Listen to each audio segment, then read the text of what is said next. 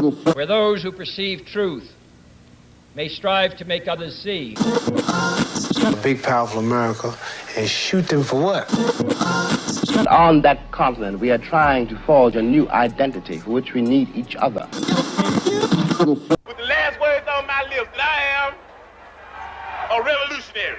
And you're going to have to keep on saying that. The notion that the public accepts or rejects anything in modern art is merely romantic fiction. The game is completed and the trophies are distributed long before the public knows what has happened. Now we're going to be that's a quote from Tom Wolfe. We're going to be referencing the book of Artspur magazine, the chapter Salon des Refuses, and the translator is Balazs Takak. This is interesting for a few reasons, right? Because Balazs talks about really just the particulars around this particular exhibit, and I think just the audience for art in general, they sound ridiculous to me when they decide how much art is worth. And I think there is particular potential in terms of unmined gold, we'll say, in art galleries that are specifically made for exhibit rejects.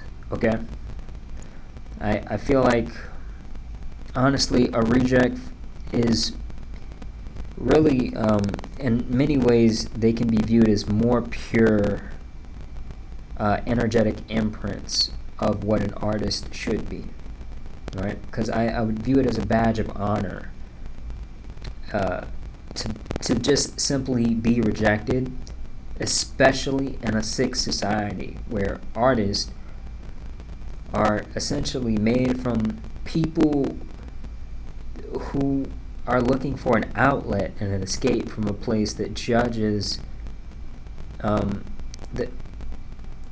where the judges may very well accept and respect, right? So the concept here is that these artists make art because they are trying to escape the society that the judges have embraced and benefit from. You know, so that concept is kind of weird to me in terms of having a system to accept and reject art.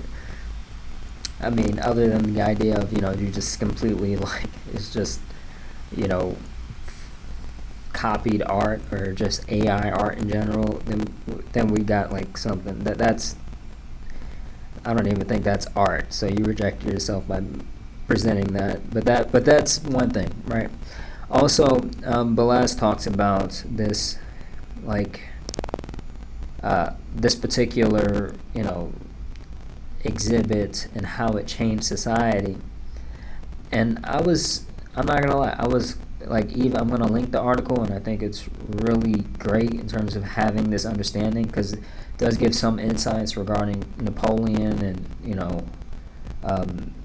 the relationship between artists and institutions and how rejected art and creating a system that was able to reject art did contribute to essentially just the inability of certain artists to function in society. But I was left with certain questions, I'll say, and that's because I have certain when it comes down to certain topics, I think I am insatiable in terms of my hunger with certain things. So I think that's my fault, because particularly the Foundry in general is really built and designed to really provide platforms to indie creatives. That can be artists, that can be authors, that can be musicians. The idea and the concept is really take away the bureaucracy of formal institutions, right? Take away the concept of the middleman, in these particular creative pursuits. When you have a passion, you need to simply be able to do what you love and know that you have a certain system that will support you, regardless of the bureaucracy that exists today. We need to understand that this is something that artists truly do need, I will say, in terms of today, because we're seeing a lot of people really who are faced with the bureaucracy of certain things, especially when it comes down to, at least today, I know things have they've always been some degree of conflict with the actual middleman in terms of the bureaucracy that stands in the way between the artist and the platform, in terms of how different issues, particularly cultural issues, are handled. Or just issues in general, so society-wide. And we want that to simply dissipate and allow people to simply provide that platform. Okay, so the idea here is that it's going to be more organic. It is designed to be a more organic solution and a more organic system for the artists to really do good.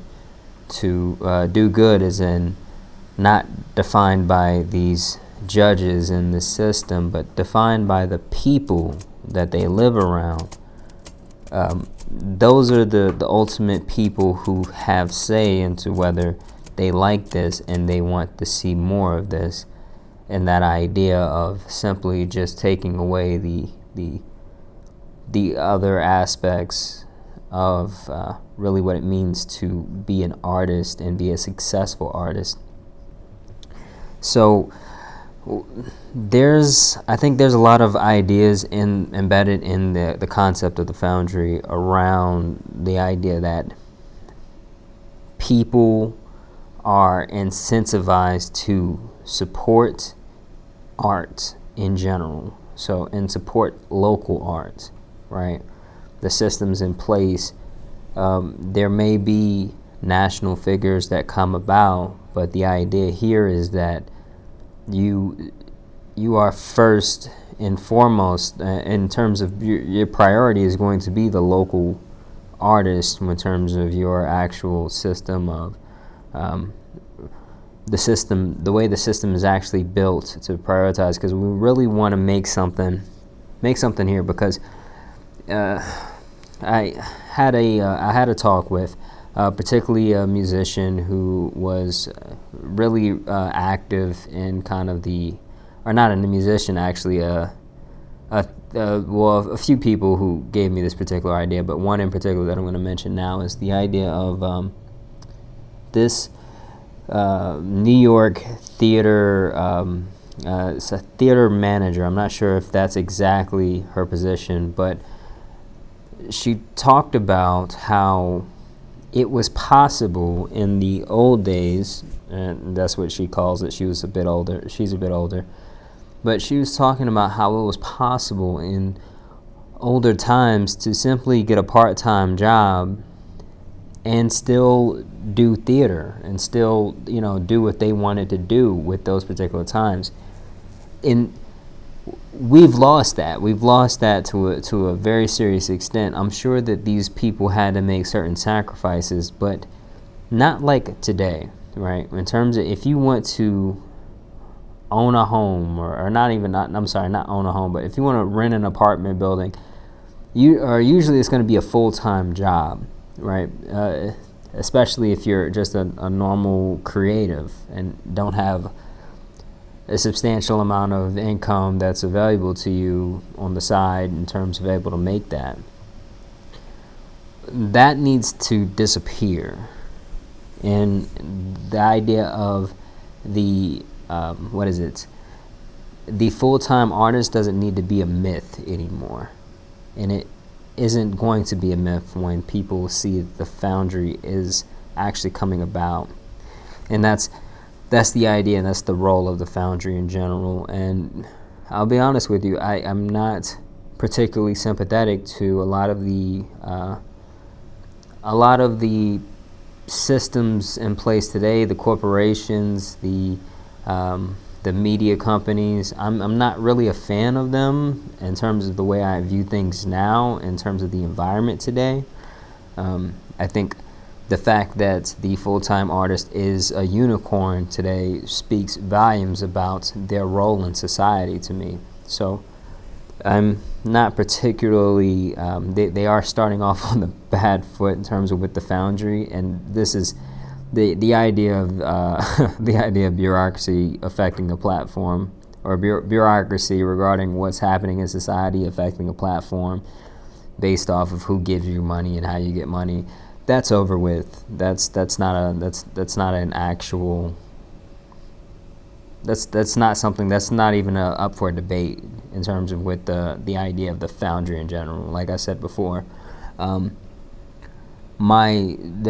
do have hard lines with certain things like that when it comes down to the concept revolving around the Foundry. But when it comes down to, you guys can give and take, but just be careful that you're not giving and taking to an extent to where I see you taking a lot of good ideas and giving it to corporate hands in the name of and basically just trying to make money for yourself. Then